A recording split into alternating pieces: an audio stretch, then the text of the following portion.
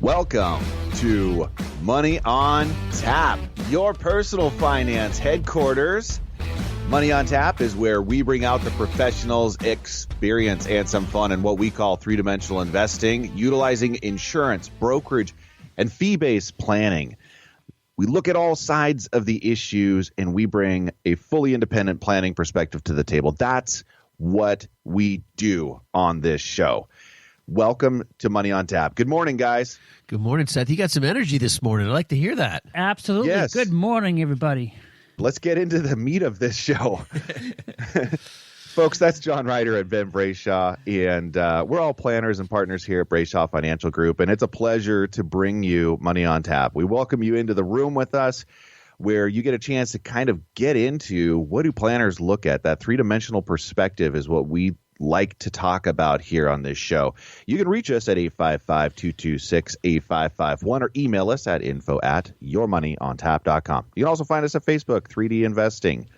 Now, we are really looking forward to our show today. If I didn't say that already, it definitely needs to be said again. So we're going to be talking about investing with your money. And today we're going to spend some time talking about a couple of methods of investing, passive and tactical.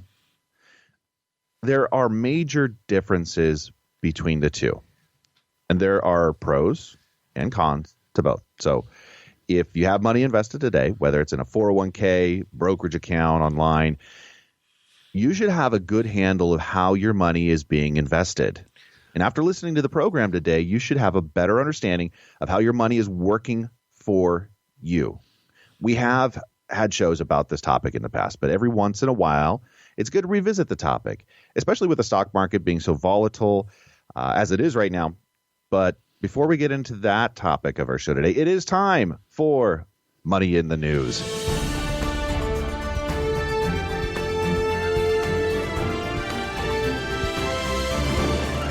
All right, so we have kind of a crazy story. I came across this the other day. The title of it, this is from People Magazine, because I just read People Magazine all the time. No, this just came across my news feed. Iowa man, 93 years old, finds long-lost wedding ring 45 years later in, everyone ready for it? A car engine. So this guy was recently reunited with a wedding ring that he lost 45 years ago. This is a guy from, where is it? Petersburg? It says Petersburg. I don't know if it's Florida. He says in Iowa. He says he lost his wedding ring in the fall of 1973, and he had no idea. He had no idea where this diamond jewelry could have gone. He never dreamed of seeing it again. So here's what happened. Sadly, his wife passed away a few years ago, but he took his old car. He had a 1972 Oldsmobile. It's kind of funny because it wasn't that old at the time, just a couple years old, a year or two old. He took his 72 Oldsmobile and he sold it just a few years ago. And the guy that bought his car from him was working on it. I guess he drained the engine or kind of ripped the car apart. And as he did so, something fell out. And there was kind of like a big, bunch of nuts and bolts and stuff that kind of hit the ground. And all of a sudden he realized he saw something kind of glittering in there. This is after he had been there for 45 years. So he kind of cleaned it off and realized he had actually found a diamond ring. And so you can imagine just what he must have felt like 45 years later. How great is it that he takes the diamond ring and takes it back to the original owner? Right. Is that cool that he did that? Hey, here's a diamond ring. Is it yours? And I like the part of this story too, where he gives it to his daughter, who she lost her mom. He lost his wife to breast cancer, and she had breast cancer, came down with breast cancer, and so her sister came alongside her and said that this is really a good sign that everything was going to be okay. I really liked that part of the story as well. And he said he had no idea how it all happened, but it happened. So I think that was kind of a happy reuniting of Diamond and original owner. I also like how his wife couldn't stand it and went right out and bought him another one. Yeah, isn't that funny? Yeah, she said, yeah, that's exactly what happened. Right after it got lost in the beginning, she's like, okay, I'm going to get another one. So that's what she did. So the next story we have is kind of similar in a way. Well, it was just different, I guess, but it regards another kind of collectible, a rare penny. You know what's funny today about a penny? It used to be years ago when I was a kid, you saw a penny and you scramble down to get it. Now it's funny because a penny just doesn't seem to have a whole lot of value. However, there's one penny here that had a lot of value. And this is a story. Yeah, actually, like $200,000 worth of value. $200,000 of value. Yeah. So this is a story out of Boston. Making you think twice walking through the streets. Yeah. Well, this guy from Massachusetts, this was years ago, 70 years ago, he found in his lunch money from some change he got a penny. And it was one of these pennies that he didn't do anything with. It was a 1943 penny. It's actually one of 20 that was accidentally minted when the federal government was trying to conserve copper back in World War II. And I guess he was 16 years old when he found the coin and the change he received. This is back in 47. And, well, that penny definitely looks different. And that's one of the things like for somebody to have an eye to be able to tell that that's something different, besides the date, I suppose, would be a giveaway. But just even the look of that coin is different than what we typically pass around today. Right. Well, in fact, the guy that actually purchased it at auction, this guy is one of these coin guys who I guess knows the value of coins and all that. But it's amazing. Can you imagine you fork out $204,000 and the auctioneer gives you a nice boxed penny for $204,000. But anyways, this guy, well, maybe that's better than the picture that got shredded. For how many? That's right. Bank seed. Yes. Bank seed for 1.5. Was that what we were talking about last week? Yeah. Is that plastic or something on the sides of it? What is the white stuff?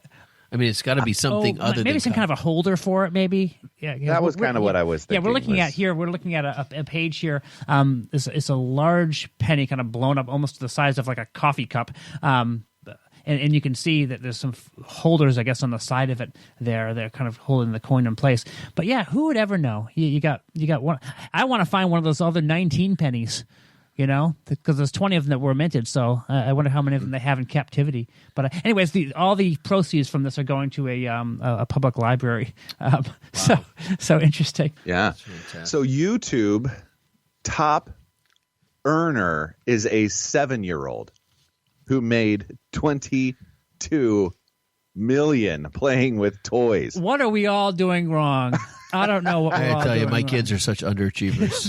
They are. I'm so upset. Cassidy has 3 jobs. It doesn't matter. Right. It doesn't matter. No, just so by USA Today. I mean, is it too much to ask your 7-year-old to make $1 million? I mean, if this kid can do 22, why can't I get $1 million out of it? Yeah, it is just kind of wacky, some of the things. It's just amazing what technology allows and what technology affords. But yeah, we're seeing this kid. I'm looking at a picture of him right now. He's a good-looking kid. There's no doubt. I mean, Ryan. His name is Ryan. He has a company through his parents, obviously, that's called Toys Review. And basically what he does is he dances around in a video for 5 minutes, showing off different toys that manufacturers are making. The views are like out of this world, millions and millions of views. And it just so happens that last year, because of all of his hard work and jumping around on toys and showing off and being cute and saying little pithy sayings here and there, he's made $22 million. So good for you. Good for you. I hope you have a good investment advisor out there, Ryan. He goes, I'm entertaining and I'm funny. So, does that say it all? You better be really entertaining and really funny for $22 million is all I can say. I actually went and watched one of these episodes. I did too. And I'm sorry I wasted 5 minutes. It was kind of cute, but I was blown away. I kept on expecting there to be some kind of, like a grand finale or some, I don't know, something really special to happen here. But it was him playing with toys. I was very disappointed. And you know what I'm disappointed about more now, Seth?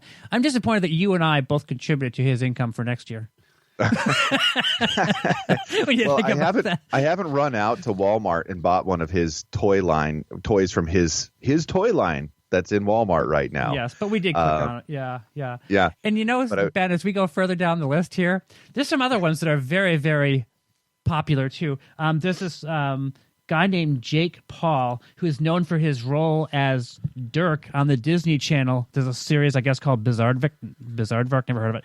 He is also well known for his YouTube channel, which has over 17 million subscribers. He only made $21.5 million, so kind of a pauper compared to the first one at $22 million. And then have you guys ever seen that stuff? I know you have this group. This is a bunch of a few guys, I guess, 3 or 4 of them, a 5-man group actually, and they're called Dude Perfect. Have you ever seen them, Ben? I have seen it. Yeah, these guys are, they do things a zillion times on YouTube, and finally they. A million shots trying to get a basketball to a hoop from off of a skyscraper, and it goes through. They tape every one of them, I'm sure. Yeah, and then right. I mean, it's interesting. I'm sure they have some talent, but the talent paid off for them very well this year. $20 million. So, well, they also have a TV show. Yeah. Have you seen that? Yeah, it's interesting. It's just kind of more of a sports type of thing, right? So it's always revolving, getting a basketball into a hoop, or just kind of crazy, blowing stuff up or whatever. Whatever it may be. And then there's a number of different guys too. The one that kind of most shocked me, and I have to say is probably something that I'm not really exactly thrilled with, was number 5 on the list. A guy named Jeffree Star. And I didn't include a picture on here, guys, because I just didn't think you'd want to see this. But the 33-year-old makeup artist turned beauty mogul. He sells $100 million worth of Jeffree Star cosmetics, according to Forbes, and he made $18 million last year. Just on YouTube.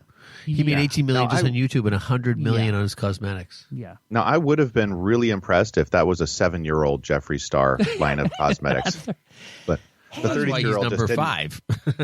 That's right. I guess this isn't all children, yes. But yeah, there's just some interesting ones out there. There's number 9, never heard of this guy. And I don't know, I'm not big on YouTube, I guess, but there's a guy named PewDiePie, $15.5 million. He's a Swedish game commentator. And I guess advertisers really like him a lot because they sponsor up to $450,000 a video. So somehow it must be driving business in an unbelievable way. So... Oh, man. Well, there's bad news around that guy, too. I mean, there's a lot of anti-Semitic and racist videos. Yeah. I mean, that's crazy that he would be number 9. That's scary. Yeah. In fact, it's funny. Even after we prepared the show, I saw this guy, Logan Paul, who's number 10 on the list, and the last one that we're going to talk about being a crazy millionaire. This guy has all kinds of scandals going. And I guess I'm not sure even exactly what he does. He just kind of shows some pop culture stuff, but I guess he showed some like an apparent suicide victim hanging from a tree in Japan. Just crazy. He's like a prankster, I guess. He's 23 years old, but for some reason has learned how to harness the internet to make himself a lot of money. But I don't know. It's just kind of wacky. Well, I'm going to take this in a little bit more positive direction and wrap this segment up for us, guys. Hey, if you have a basketball out there, listeners in our podcast or radio world, and you take that up to, I'd say probably, a 50-plus story building and can make a shot off of that, get that on video, send it over to us at Money on Tap. We'd love to see that, and maybe you too can make, an unseemly amount of money. We'll sponsor you. Seth has offered to pay you some money for that. Yeah. Oh, my gosh. Hey, you know what? We are going to come right back at Money on Tap, but we're going to take a quick break. Can't wait to get into passive and tactical investing and understanding the difference here in Money on Tap.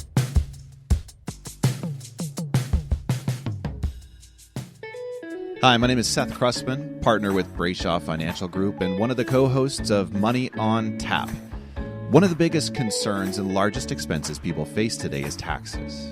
Without thoughtful planning, taxes can destroy future retirement dollars, eliminating the possibility of a timely retirement or dreams of what you want retirement to look like. If you're like most people, you're getting closer and closer to retirement, and you may be wondering if you're taking the right steps. Will my income be enough? Will rising taxes force me to give up my dreams? How does inflation factor into all of this? These are real concerns, and you're not alone. Putting a plan around your financial future is what we do. If you have questions when it comes to your financial security, and if you're looking for a personalized solution, contact us at Brayshaw Financial Group, 855-226-8551. It's time for you to start getting answers to your questions. Headquartered in Bedford, New Hampshire, Brayshaw Financial has offices across the country. We'd love the opportunity to show you how we can help. There's absolutely no cost or obligation to meet with us. Call us at 855-226-8551. 855-226-8551. Now back to Money on Tap with Ben Brayshaw, John Ryder, and Seth Kressman. Welcome back. You're listening to Money on Tap, your personal finance headquarters. Money on Tap's where we bring out the professionals' experience and some fun in what we call three-dimensional investing. You can reach us at 855-226-8551 or email us at info@yourmoneyontap.com. You know what? We are excited to get back into this show with you. We're talking about passive and tactical investing and understanding the differences here. So when it comes to your money, you can invest in any number of ways. Some people choose to be conservative with their investments. Others choose to be moderate.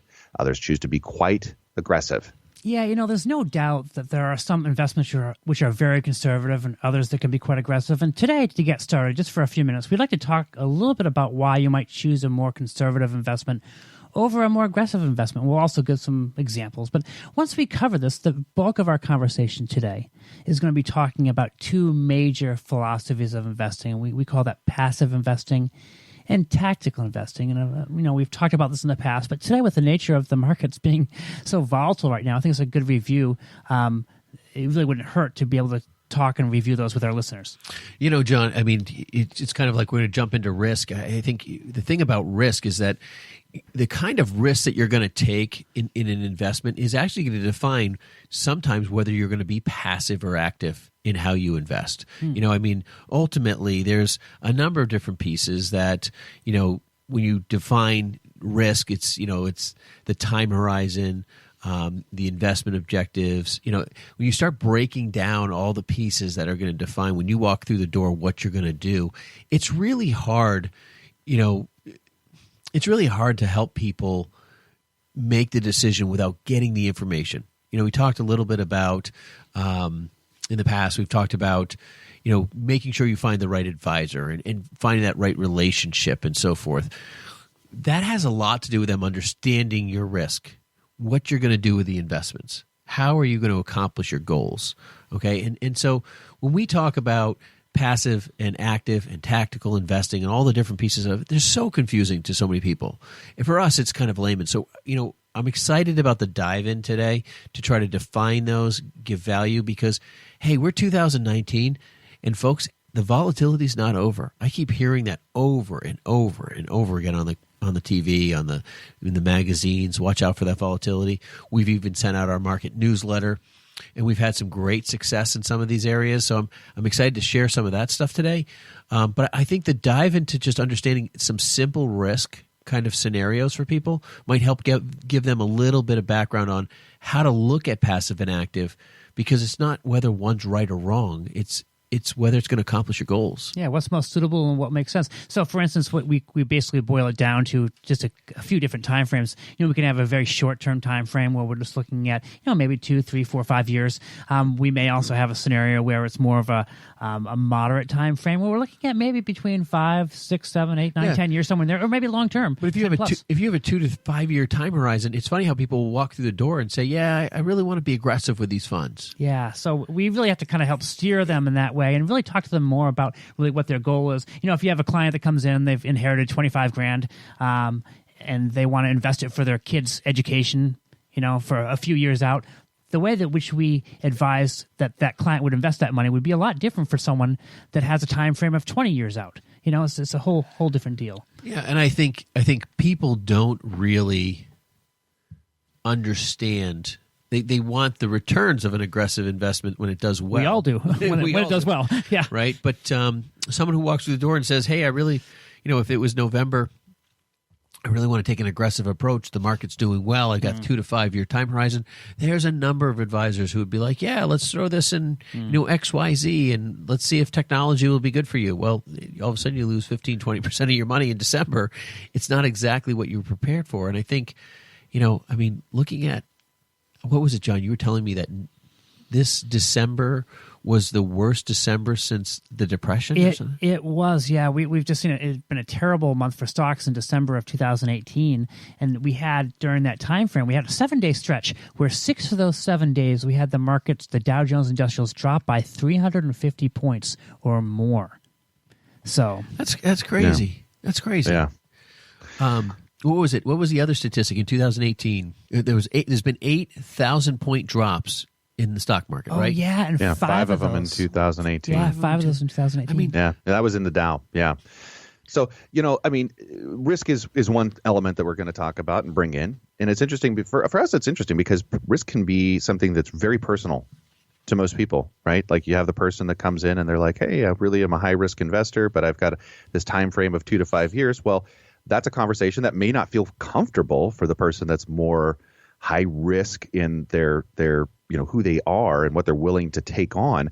But then there's the other side of that as well, where we talk with people that are very, very low risk in their investing, but they have much greater time horizon. So it's an application process, right? For what are those monies going to be used for? How is that suitability going to kind of trickle down? Now, I do have a question for you. Okay, if you are an aggressive investor, right, which might be somebody that has in the time horizon more than 10 years to invest, and you're looking into passive management strategies, are you a passive aggressive investor?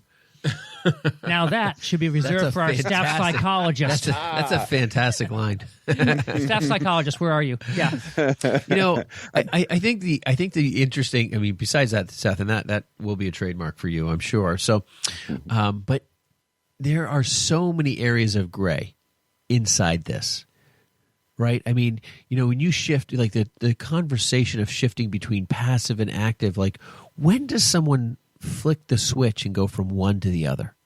Mm-hmm. Like there's some of that. Like people say, well, when do you know when I'm going to be one person or another scenario inside that? That's the hard piece, is understanding the nuances inside this. Like, so I think what would be really good right this minute is like, let's just go through and just define the passive and active management and explain where tactical comes into play in this.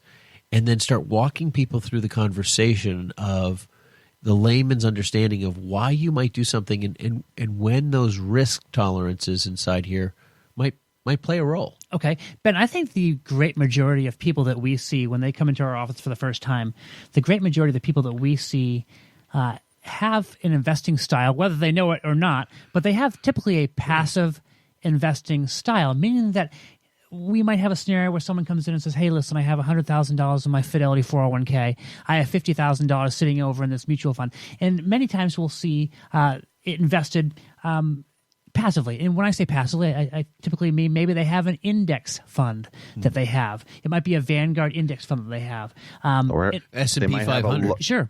Yeah. But even then, they might have like a large cap or small cap, mid cap, something like that might be. Yeah. I usually see 2 or 3 or 4 investments. Like I don't see, like when I start seeing 8 or 10, I'm like, so why'd you choose these? And, I mean, most of the time when they have 2 to 4, they have no idea.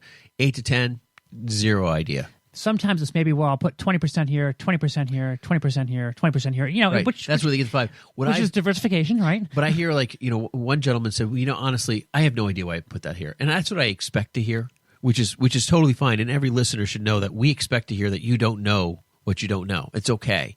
But I think I had one guy say, well, I heard about this fund because this guy was doing well, so I started putting money in there. And then, a few years later, I heard about another fund that was doing well, so I started putting money in there. And it's like they're chasing returns. Yes, or maybe the guy in the next cubicle over at work 2 years ago, he put his $30,000 in there, and now he's at 45. I'm going downhill in whatever I chose. Right. So maybe it's kind of that. But passive, really, what it's doing is following an index. So if we talk to someone that says, really, hey, I want what the Dow Jones 30 is getting, I want what the S&P 500 is getting, I want what the Russell 2000 is getting, they would just pop the money into that index, and no matter what happens with that, they kind of just go up and down with it. And they don't say, okay, I'm going to pull it out now and put it in now, and I'm going to move to cash. It's not that kind of thing. It's simply they put the money in and kind of let the index take care of what that return is going to be. It's a very passive way of investing. Now, technically, you do not buy the index, but there are these funds that track and follow alongside of, and that's the goal of those passive investment funds, is to really try to follow those indexes. Or, there's all sorts of indexes out there. Indexes are created almost daily, it seems like anymore, but they really are trying to follow or mirror what a segment or a part of, maybe it's the economy, or maybe it's all these different factors. So, so that's definitely a passive strategy. But there's the buy, and then there's the sell, right? That's the active, where it comes into, like, how are people engaging around that piece? And so the passive, you buy, hold, and that's a passive strategy. Yeah, I mean, so for simple terms, for people listening, right? So passive, is simply the conversation where you hear set it and forget it. Right. right? Buy and hold. That's passive. That's saying, I believe in this. This should work out over the long run. I'm just going to own it. And if it doesn't work out, well, I was the 1% or 5% or whatever percentage you believe it to be, the loser. But most of the time, the vast majority, I should be fine. And Ben, it could be with passive, it could be a number of different things, like we were talking about a number of different indices. It could be stocks, which we always kind of think of it, we just all kind of like that stock return story of it goes from 10 to 100 and you become a zillionaire. Or it could be bonds. It could be commodities. It could be any number of different asset classes. It could be right? mutual funds. It could be anything, Sure. but you buy and you hold. You set it and forget it. I mean, that's honestly what, it's funny. I was talking to somebody about the 401k when they walked in and were asking us some questions and stuff. And they said, well, I'm kind of the set it and forget it. Like, that's a terminology that's pretty commonly used Sure. in our world. And there's two reasons why. I honestly think it's a little bit to avoid issues in our industry. The 401k companies will come in and say, well, you buy it and you hold. You buy and hold. That's a good philosophy. Set it and forget it. Well, two things. They get less customer service phone calls, right? And less explaining to do. So and people don't understand the stuff well enough anyways. It's very complicated. They need help, and companies don't have the resources to provide that help. So they're like, congratulations, set it and forget. Oh yeah, you should, when you buy these things, you should be in it for a long haul. Expect volatility, expect up and downs. So there are some definite pros about the passive investing. I thought maybe we'd talk a little bit about the pros and the cons of each, but there are some definite pros when it comes to passive investing. One of them that I think right off the bat is what you were talking about there, Ben. You set it, you forget it. How hard is that to just let it go for 20 years, So it's very, very easy, and the ease there is you have to worry about it. People don't want to worry about working on it. Right. It's Doesn't done. that work for you? So that's what the pros are saying. That sounds like a pro to me. But there's another pro, too, about passive investing, and that pro is typically passive investing is a lot cheaper than active. Obviously, if you set something and forget it, like you buy a car and you never do a thing with the maintenance on it for the 10 years that you own it, well, you probably run into some problems later on with it. But the fact is, it's pretty cheap. No oil changes, no tire rotations. You don't have to worry about putting steering fluid in. Most of the time, and I would probably say, the only caution in that piece that I would say is, if you're in a 401k and you have a number of, mutual fund options that you're choosing, those fees and expenses can change on you over time. And if you're in a set it and forget it scenario, you could see those fees go up. But traditionally, if you're looking at some of the index, passive scenarios, they should be the less expensive of the options, which I think is where we're kind of focusing on. But I think people don't monitor this stuff, and these companies can change fees, send you a new prospectus. I mean, that's what all this stuff is. It all happens all the time. Yeah. You can find yourself buying a reasonably priced fund, and next thing you know, you're in a very expensive fund. Ben, I think that plays into the con then. So if the pro is not really having to worry about it, the con is, well, if you're not paying attention, if you're asleep at the wheel, that could be a problem as conditions change in the markets, as we have maybe even fund changes, all those kind of things. A lot of different things can happen, or maybe even like you're talking about fee increases that you're not even aware of because you've said it and you've forgotten it, right? Yeah, right. And so that pro can also, at the same time, be a con. Yeah, like people say, well, just don't look at it. Don't look at it. Your relationship is fine. Don't look at it. You're listening to Money on Tap. We're going to take a quick break, and we'll be right back with more passive management and active management and how that really can impact your portfolio. You can reach us at 855-226-8551. On this Cliff Notes edition of Money on Tap, John Ryder introduces an interesting story about a lawsuit that wraps up with an incredible outcome. Ex-Chipotle manager accused of stealing $626, given an $8 million settlement for wrongful termination. New York Daily News reports that this manager, her name was Jeanette Ortiz, she was accused of stealing $626 in cash out of a cash register from the safe of a Fresno, California Chipotle Mexican grill. She was very quickly fired for this blatant thievery and justice was served. Right? Well, not quite. While her superiors maintained that the act was caught on tape, they failed to provide this purported surveillance footage and claimed it was destroyed. Frankly, claiming your main piece of evidence was eradicated isn't exactly the best legal argument in a courtroom. They accused her of something. They couldn't prove it. And now she is going to be retired for the rest of her life with no worries in the world at all. Honestly, this is what's like bizarre about our legal system or wrong about our legal system. It's like, did she really steal it? And then she got $8 million. It's like, this is what the problem is with our system. We're encouraging more people to create more lawsuits. It's like the cup of coffee. Everyone knows the cup of coffee that's spilled on the person at McDonald's and they won millions. It's supposed to try to make you whole. No one ever is whole from anything, and so to overcompensate or only exacerbates the problem we have in our legal system. Thanks for joining us for this Cliff Notes edition of Money on Tap, with great tips from the pros in three-dimensional investing, utilizing insurance, brokerage, and fee-based planning. Now here's more Money on Tap with Seth, Ben, and John. Welcome back. You're listening to Money on Tap, your personal finance headquarters, where we bring out the professionals' experience and some fun in what we call three-dimensional investing.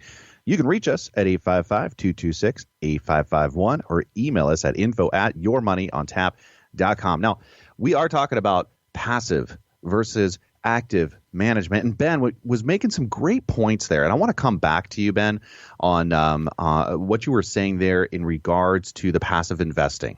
Yeah. Well, so Seth, one of the things I think when people hear passive, they think do it themselves. That's what I think people hear all the time. So we do passive and we do active investing.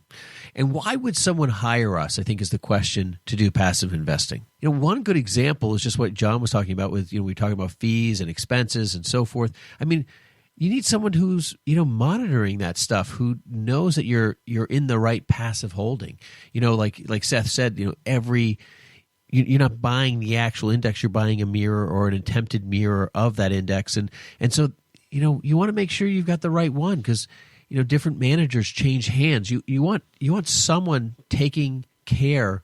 If you believe in passive, that's fine, but you do need someone who's going to look out for, because if you're going to ride something for 20 years or 30 years, it might be the concept of passive investing and riding that portfolio. Like if you want to own the S&P 500, there might be times when, you might just be in the wrong, index mirror of the S&P 500. There might be one that has a better manager, or a manager starts getting a better track record. You want to know those things. You want to have that information at hand. It's really hard to believe that as you take a look across the passive funds, just call it S&P fund XYZ, there's a difference in those returns. Like some of those are better at doing passive management. Yeah, people don't pay us because we're nice guys. I mean, they pay us because we are nice guys. Well, John, it's kind of presumptuous. No, they pay us for the work. I mean, why would someone pay somebody to do passive investing? And so that's a really interesting thing. If you're listening to this today saying, I'm managing my money at XYZ and I have a person to call into and so forth. Well, they don't have to answer to you because sometimes you might call in, you might get a whole different person. You might get the same person, but they tell you, hey, just hold on. Yeah, a department perhaps. Yeah. And that's, that works for somebody, but are you really doing the best? Are you doing the best you can? So understanding that you do pay people to do passive investing is really kind of something like, why would I do that? Well, because you need to understand all the variables inside that, because you can't just build a ship, put the sails in line to sail across the Atlantic and expect that there's not going to be winds, currents, or changes that are going to affect anything you do in any direction. And Ben, I think that's a very good segue for us as we start talking a little bit about the active side of investing, because active is really quite a bit different than passive. And I'm going to let Seth kind of roll with this one here. Yeah, truly the kind of the opposite of that passive, where the portfolio strategy or the person managing that is trying to exploit market inefficiencies by either purchasing securities, stocks, bonds, etc., whatever those are, that might be undervalued and, expecting those to rise and then possibly short selling or selling some securities when those are overvalued. But it's that buy and that sell. So buy low, sell high is typically what the goal is there. And with that, the hope of most of those strategies is to outperform what the passive is doing through periods. Yeah, and that belief that can actually happen. So, it's funny because you turn on the TV at any point in time when the market is playing in the favor of active or passive investing, you'll hear, I see it like CNBC will have all the people who are in that domain who are being, are achieving excellence for that period of time. They were beat up 6 months ago, but now it's time to bring them back in as the experts, right? Yeah, right. And so it's back and forth. And the truth is it just depends on the time period you're in. It reminds me kind of, you guys remember that guy, his name was Harry Dent. He forecasted he had a book that was entitled Dow 20,000. And this was years and years and years ago, I think when the Dow was around 4,000. And he just got lambasted. And then also the markets go up like crazy. And guess what? Everyone wants Harry Dent back because we're getting up there where the market's been crazy. And so I think you're right, Ben. It kind of goes back and forth with what's in vogue for today, what's happening in the markets, and who can we bring onto our show to talk about great market returns, or why, it's the bull versus the bears. We've talked about that a lot of times. Yeah, and I think when you go back through active versus passive, and you're looking at these different companies and when they performed and how they performed, I think there's a lot of appetite to it because we have clients who want both, who want us to do certain pieces, and we do it gladly. But we evaluate some of those risk scenarios, like somebody who's coming through the door who has, they want to give $25,000 to their son who has a 2 to 5 year time horizon for college. And it's like, hey, listen, we're not gonna run this money, passively through the market, in any capacity. Matter of fact, a CD would probably be the most appropriate spot if it might be 2 years. Sure, especially in our current environment. Yeah, because if you put that money in November and lost 15-20%, no one's happy. People are not going to be happy and say, well, how do I make that money up in 2 years now? So those are really kind of complicated scenarios. I think what was really interesting with this show in prepping for the show was, the Googling, the Wikipedia of passive and active investing and how generalized it is. Yeah, it's all out there, though. Yeah. It's all out there, and not all of it's entirely accurate. It's kind of interesting to me because, and I don't mean accurate like they're not giving you the right information. They're just not giving you enough information to understand all the different spectrums that these things crisscross on each other, right? For instance, you could have actively managed passive investments. Sounds like passive aggressive that Seth was talking about earlier. Yeah. So you could buy a passive investment with like an index and say, I'm going to trade in and out of indexes. Sure, and that happens all the time. That happens so that's a different type of active management with a passive vehicle. Well, Ben, the good news is with Wikipedia, you can go in there and make your own edits. So if we see any edits on the Wikipedia section, Ben took care of that. We'll correct it. Yeah, we'll take care of that. Hey, so let's talk about active. Let's talk about kind of an active approach, perhaps maybe an approach that we've used in the past. Ben, how would you necessarily define active? Well, we were joking around before the show. I was like, there's like left wing and right wing, okay, and there's everyone in between. And let's not get political here.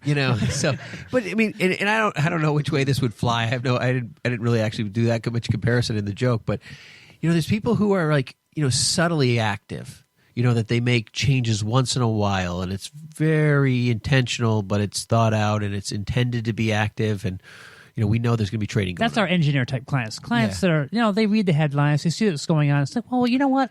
Maybe it's time to shift focus a little bit. Right. Maybe it's time I bought to... Apple at 80, now it's 200, now it's back down to 150. They trade in around those numbers and stuff. And so there's those type of kind of subtle active traders. And then I think you get to the people who are literally day traders, so to the extreme, right, where they're trading every day and that's what they want. Are there any of those guys left? I think there are. There's a lot of them. We discourge that kind of investing highly. Most of them are passive investors now. Yeah, right. I guess I got a hold now. I lost all this money. They got beat so bad they just had surrendered. And so as you're breaking through the active world, and you're trying to understand that, then there's like degrees of complexity that you can add to the active, like where you start taking in what we call technical or fundamental analysis and stuff, where they have computer generated models and then they've got emotional driven models, algorithms going. and they have algorithms of emotional models. Yes. You know, I'm depressed. Yeah. I'm not going to buy. Yeah. and or they feel, and then there's like the traders who just feel like, hey, listen, I feel like there's going to be a problem here in the market, and I see some kind of stuff. I don't have any real, knowledge per se, but I feel like we need to get out, or I need to get into this. I think too, guys, I've been seeing a lot lately where people are following the VIX. So the VIX is basically an index which tracks emotion, or the Volatility, the volatility that people feel, and it's basically how people feel. So if the volatility index is down low, then it's a whole different scenario than the volatility index is high. Yeah, I guess I got to ask you. I mean, I've never was ever called me to find out if it's volatile. I mean, I'm not in that index. Exactly. So, but that's, I think when we start thinking about active and we start really, correlating active, anytime you decide that, changes are going to be made, there's some degree of active that's involved, right? I mean, even in the subtlest form. So are you like a small player in the active space, or are you an ultra active? As a manager, as an active manager, we might look at an active manager that might do this. He might say, well, you know what? I see some market inefficiencies that are going on over here in this sector. Right. And as a result of that, I think that this may be a good direction to go in. Or he may see just a whole area of securities that are undervalued out there that people aren't paying attention to. And he may say, you know what? This may be a solution for my clients. Right. And they, a lot of it's, they use quantitative measures. They break down, a lot of the pieces that show like the price to earnings, the PE ratios, all these numbers that they talk about. Like, I was listening the other day about Amazon versus Apple and the PE ratios. Sure. and how off they were comparatively. And so, people are buying on what the speculation of the earnings are going to be per share, and what they think that value is. And all of these pieces they're looking for value, looking for opportunity, trying to buy in and sell after they receive some of that value back. Right. Sometimes the active managers are using strategies such as options. They're using asset allocation. They're using short positions. They're using all kinds of things. Seth, you had a word you like, arbitrage. Love arbitrage. Yes. And so they may use that as well. So there's a lot of different scenarios that they use when doing active investing. And I think, so then you get into a lot more complex levels of active investing, where you're not only active, but you're literally, because active investing means you're in the market. Okay. So mutual funds, one thing about mutual funds is that they're always in the market and they actively manage. So they're actively buying and selling things inside there, but they have to maintain their investment in the market. Okay. So for people who own mutual funds, are like, it's funny because we've talked about this on the show. Mutual fund companies will come in and they'll solicit us and they'll say, hey, listen, I want to show you how we did. And we always ask, hey, what did it look like in 2008? How was 2001? Yeah. Yeah. And in 2008, the S&P was down 37%.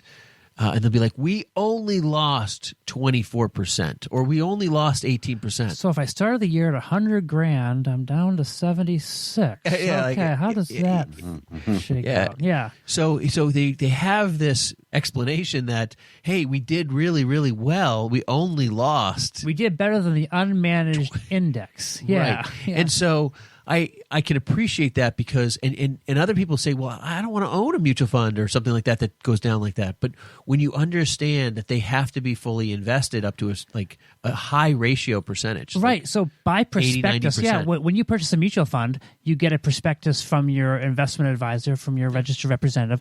And if you take a look at that prospectus, which you should do, it does talk about how much can be perhaps diverted to cash. They may say, well, because you're in a large cap mutual fund here, you may only be able to go to 5% cash if we see things are going poorly. Right. And a lot of times the reason they're going to cash is because many times they have liquidations that they need to make for people that are scared about the market.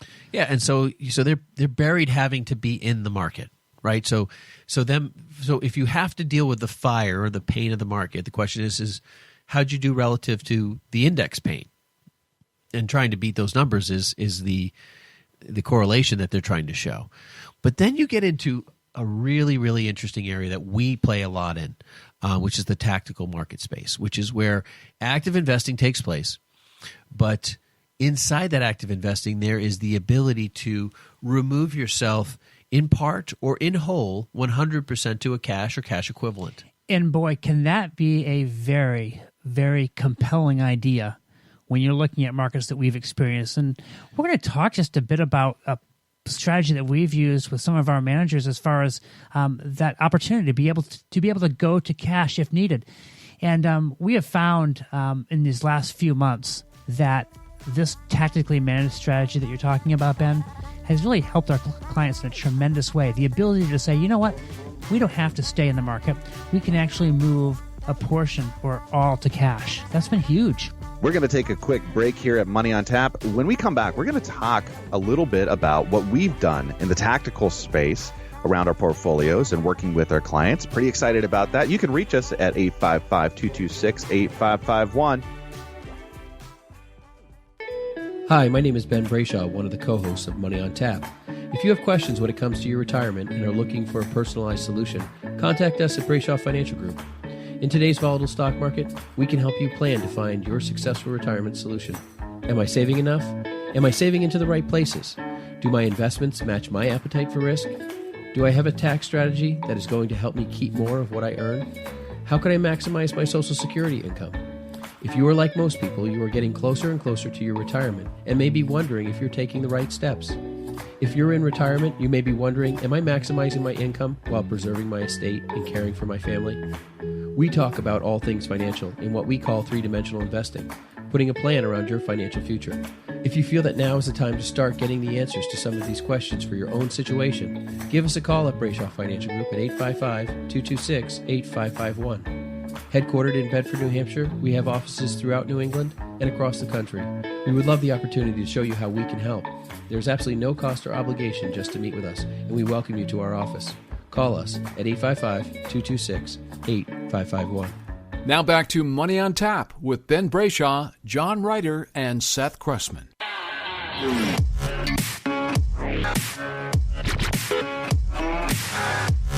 Welcome back. You're listening to Money on Tap. Now, we've got a little bit of time left here talking about active strategies, passive strategies. We're going to talk about some of the active strategies that we deploy with our clients, and we've been pretty excited about what's been happening lately in the market and how those guys have been taking care of business. Yeah, you know, I mean, we are heavily into the tactical world. We have tens of millions of dollars in tactical investing alone, separate from passive, all the other investment work that we do. And, you know, one thing that, 2018 had, because we were just talking about 2008, but 2018 had was volatility, right? It was a lot of it. A crazy scenario because we had a huge tech bubble. And people didn't even realize it. Again. Well, yeah. The FANG stocks, the Facebook, Apple, Amazon, Netflix, Google, huge performers. And that brought the S&P index up pretty nicely for people in their portfolios. But when those companies tanked, it brought them down very, very substantially. Yeah. Problem is most of the rest of the market was pretty much insignificant in the performance piece of those index spaces. So one of the things about the tactical work we did, and what was really interesting was that over 90% of the assets that we had went to cash in the month of November. So the tactical triggers, the technical analysis behind moving day averages and the triggers and the kind of like the foreshadowing of bad things coming in the marketplace started going off for all the managers we work with. Okay. And by November, over 90% of the assets were in cash or cash equivalents. That's like treasuries and T-bills. Absolutely. And money market. And that's not to say, guys, that we didn't see some market correction, and we certainly did see the assets go down in value. November went down but a little before they really plummeted, before they went south big time, that move to cash really helped quite a bit. Yeah, and I think, that was great for people.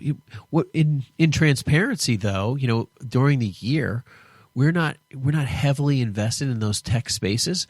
I mean, if you were solely invested in that tech space, you would have seen a huge rise and then a huge fall. So we were so much more melancholy for the year in the capacity of growth and performance and stuff like that. But, it's sometimes, and we say this to people all, pretty regularly, like it's not how much you make as much as it's how much you lose. You got to make money. But when you protect from the downside, now when you go back in, you're potentially at a much lower opportunity to see growth because it's the volatility you need to protect yourself from. So, going to cash and, or cash equivalents and kind of understanding what does that mean? Like, how does that affect my portfolio? Did you like liquidate the portfolio? Yeah, we sold assets, but it still sits in the account. So different holdings that might exist, stocks, bonds, ETFs, mutual, whatever might exist in that account just went to cash. A small portion, a little less than 10%, went to short-term bonds. As one of the tactical managers we use chose bonds as a portion of percentage. But you'll see a lot of different treasuries and T-bill assets inside their ETF kind of scenarios that own those. I mean, there was Vanguard in there. There's all sorts of different little companies in there that you can utilize for that. And if you're looking to do some of this tactical investing, this is not something you do on your own. Like this is a, do not try this at home. Scenario warning should be plastered all over this. But, I think 2018, was significantly different, right? In our newsletter, we remarked on, how the Dow dropped 8.66%, and the S&P was down 9.18% just in December, and the NASDAQ was down 9.48%. I mean, people are hoping to make, 10% in a year or not lose 10% in a year. I mean, these are common things, but for those types of swings to happen in a 1-month cycle, that's unprecedented volatility. This is not small. This is enormous. I mean, when you can start saying that this December, you have to go all the way back to the Depression to mark a December as bad, I mean, that's a complication that people can't understand. They can't understand that volatility, but that's literally a nuclear bomb almost going off in our market. That's scary. I think as we work with people, we don't believe tactical investing is the only way to invest. We don't believe any one way is the only way to invest, but we also believe that there is value to all of these. And we have clients who are just in active managers, and we use them all the time.